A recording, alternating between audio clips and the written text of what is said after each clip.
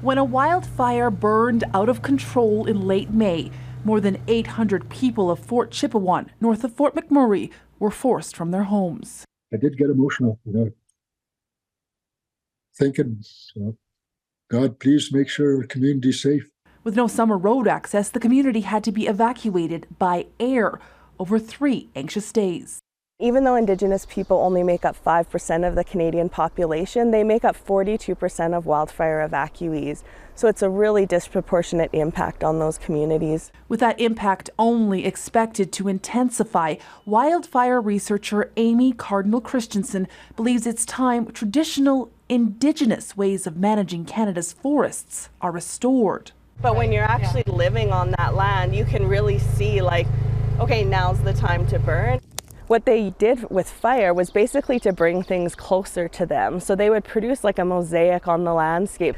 So for example, they would burn near their settlement so that, grass would come up earlier so that then they could have deer and moose that would come to the area to eat. British Columbia was the first province to outlaw cultural burning in 1874.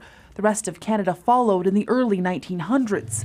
But on her own private property, Cardinal Christensen has brought the practice back, maintaining this fire break on her land near Rocky Mountain House. If we weren't doing this, this would just grow over and we'd pretty much have a continuous forest here. Done at the end of winter or in the very late fall and accompanied with a ceremony, Cardinal Christensen says the burning promotes a healthy forest while reducing the risk of wildfires growing out of control. It's a practice Indigenous leaders say many communities are longing to do.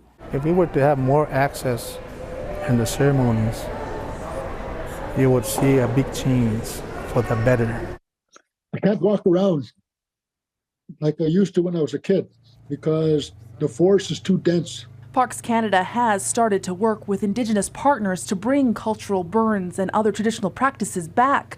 But in order to make a difference, swing around in here, Cardinal Christensen says they will have to occur regularly on a scale that allows large areas of forests and the communities within them to benefit.